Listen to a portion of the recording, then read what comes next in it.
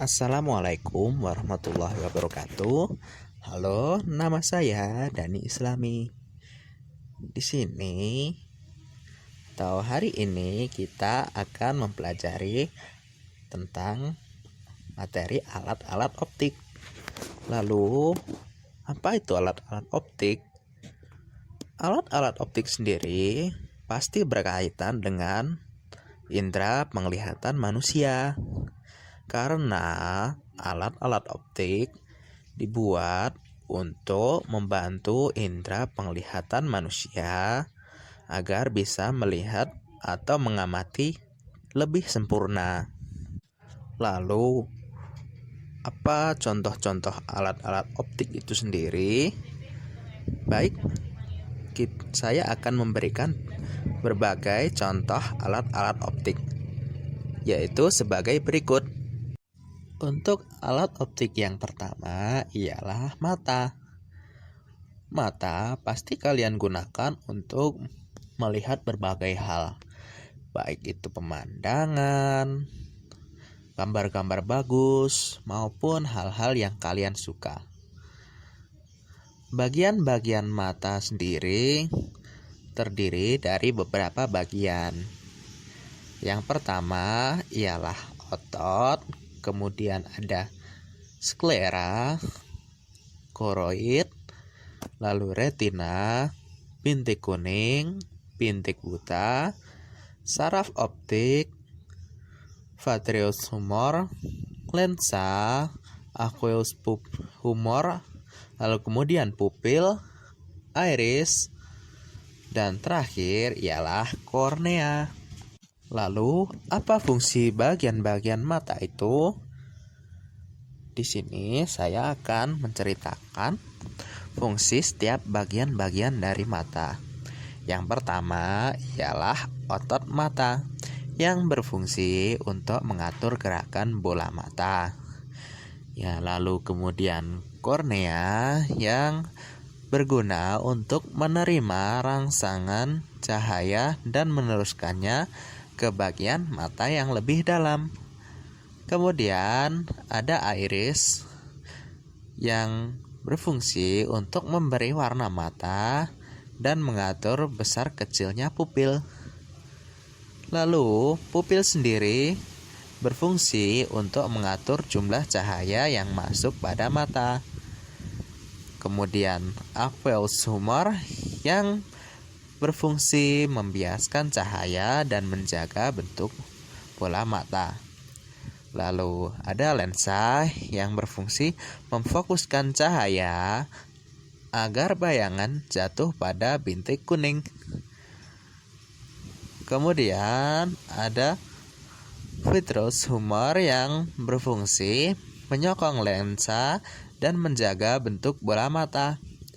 Kemudian ada bintik buta yang menangkap dan meneruskan rangsangan cahaya ke otak. Kemudian ada saraf mata yang berfungsi untuk meneruskan rangsang cahaya ke otak. Kemudian bintik kuning yaitu tempat jatuhnya bayangan. Kemudian ada retina yang berfungsi untuk membentuk bayangan benda yang kemudian dikirim oleh saraf mata ke otak. Lalu kemudian ada koroid yang berfungsi mengalirkan oksigen dan nutrisi ke retina. Dan terakhir ialah sklera yang berfungsi untuk melindungi dan mempertahankan bentuk bola mata. Lanjut ke alat optik yang kedua ialah kacamata. Kalian pasti tahu dan suka dengan alat ini. Biasanya kalian memakai untuk bergaya, untuk menghalau sinar matahari, atau kalian menggunakannya untuk solusi menangani masalah mata kalian. Bagian-bagian kacamata sendiri terdiri atas lensa, rim atau frame, kemudian ada gagang serta nosepad. Fungsi setiap bagian-bagiannya ialah yang dimana lensa berfungsi untuk menghalau sinar matahari, melindungi mata, dan sebagai alat pembantu penglihatan. Kemudian ada rim atau frame yang berfungsi sebagai tempat dudukan atau penahan lensa kacamata. Kemudian ke bagian nosepad yang berfungsi sebagai dudukan kacamata yang disesuaikan dengan bentuk batang hidung seseorang. Tentunya ini disesuaikan apabila hidung kamu lebar, maka akan disesuaikan dengan lebar juga nosepadnya. Begitu pula sebaliknya. Kemudian ada gagang kacamata yang berfungsi untuk memasangkan kacamata di wajah, yaitu dengan cara disampaikan ke telinga kalian. Lalu lanjut ke alat optik yang ketiga, yaitu loop atau biasa kalian sebut sebagai kaca pembesar. Kalian yang hobi atau suka dengan film detektif, pasti kalian sering melihat alat satu ini. Biasanya digunakan untuk mencari benda-benda kecil yang tertinggal pada suatu tempat untuk alat detektif tersebut. Tapi kegunaannya sebenarnya lebih dari itu. Loop bisa digunakan juga untuk membaca tulisan-tulisan yang kecil. Lalu, apa saja bagian-bagiannya? Tentunya yang pertama ialah lensa cembung. Kemudian ada kepala bingkai, lalu skrup pengendali, dan terakhir tangkai loop. Lalu apa fungsi bagian-bagian itu? Tangkai loop sendiri digunakan untuk memegang loop. Kemudian skrup penghubung.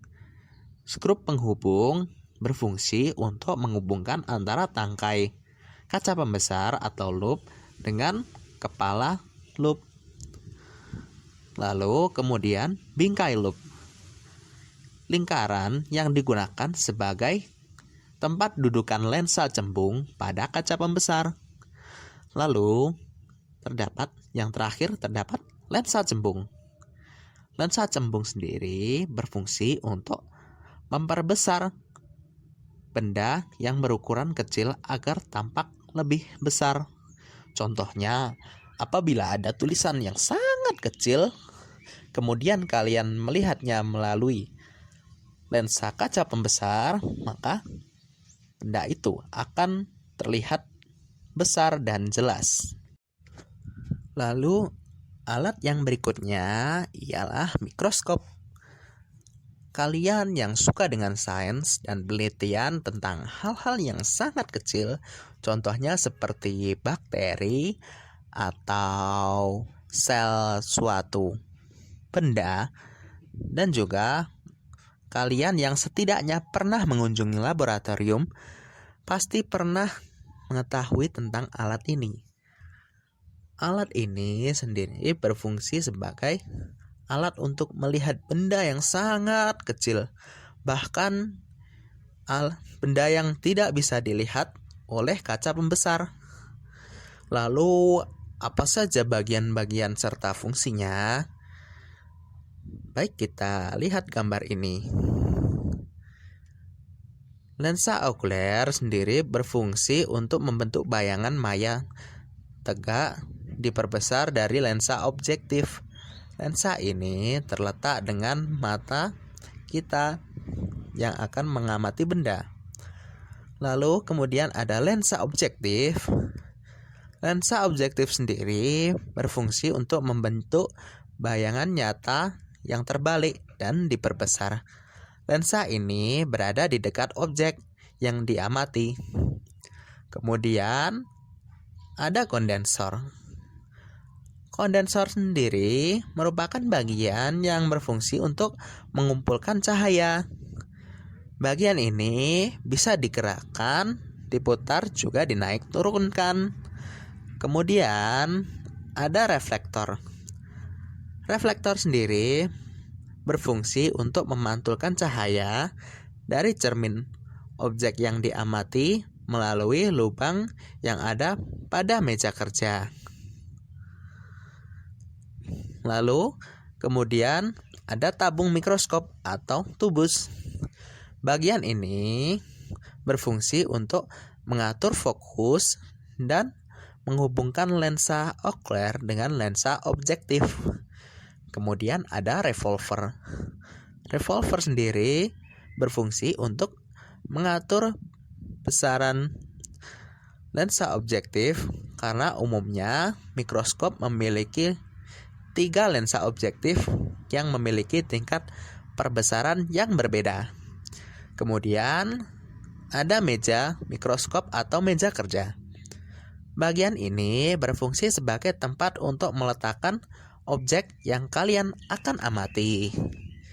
Kemudian ada diafragma yang berfungsi untuk mengatur sedikit banyaknya cahaya yang masuk. Kemudian ada makrometer, yaitu pemutar kasar yang berfungsi untuk menaik turunkan tabung tubus dengan cepat. Kemudian ada makrometer atau pemutar halus. Kemudian ada penjepit kaca yang berfungsi sebagai pelapis objek agar tidak bergeser-geser ketika diamati. Lalu lengan mikroskop yang berfungsi sebagai pegangan pada mikroskop. Lalu sendi inklinasi atau pengatur sudut yang digunakan untuk mengatur sudut tegaknya mikroskop. Lalu yang terakhir ialah kaki atau dudukan mikroskop yang berfungsi sebagai penyangga atau penumpang mikroskop. Lalu alat optik yang terakhir ialah teleskop. Teleskop sendiri berfungsi untuk melihat benda yang sangat jauh. Berbeda dengan mikroskop yang melihat benda ukuran yang sangat kecil, penggunaan teleskop sendiri untuk melihat benda yang sangat jauh. Contohnya planet, bintang, atau benda-benda langit lainnya. Selain itu, teleskop juga digunakan para penembak jitu yang dipasangkan dengan senapan mereka untuk melihat target yang sangat jauh. Lalu, apa bagian serta fungsi dari setiap bagian teleskop itu? Baik, simak gambar berikut. Yang pertama ialah lensa dan cermin yang berfungsi untuk memfokuskan pantulan atau biasan cahaya ke tempat yang sesuai agar dapat dilihat oleh mata. Kemudian ada lensa mata manusia. Bagian ini bukan bagian dari teleskop, akan tetapi tanpa lensa mata akan sulit untuk menggunakan teleskop karena lensa mata merupakan salah satu bagian penting yang berada pada indera penglihatan manusia. Lalu kemudian ada lensa Barrow. Lensa ini merupakan lensa tambahan yang diletakkan di antara fokuser dan lensa mata. Penggunaan dari lensa Barrow ini sangat efektif untuk meningkatkan panjangnya fokus teleskop. Lalu kemudian ada mount, yaitu alat yang digunakan untuk teleskop agar memiliki kedudukan yang tepat. Kemudian ada pencari yang merupakan bagian untuk mencari atau melacak objek-objek astronomi yang terdapat di angkasa. Kemudian ada primer mirror cell, yaitu bagian teleskop yang berupa perakitan lengkap dan fungsinya untuk memegang cermin utama. Selain itu, bagian ini berfungsi untuk menyesuaikan kedudukan cermin tersebut. Kemudian ada tripod atau kaki 3 yang digunakan sebagai kaki teleskop. Kemudian ada tabung teleskop yang berfungsi untuk memfokuskan objek teleskop. Kemudian ada eyepiece yang terletak di teleskop, merupakan bagian yang digunakan untuk memperbesar objek yang diamati. Lalu focuser ialah bagian yang melekat dengan tabung optik yang berfungsi untuk menggerakkan tabung internal yang bertujuan untuk mencapai fokus. Baik, sekian itu penjelasan materi alat optik dari saya. Apabila ada kurang lebihnya, mohon maaf. Wassalamualaikum warahmatullahi wabarakatuh.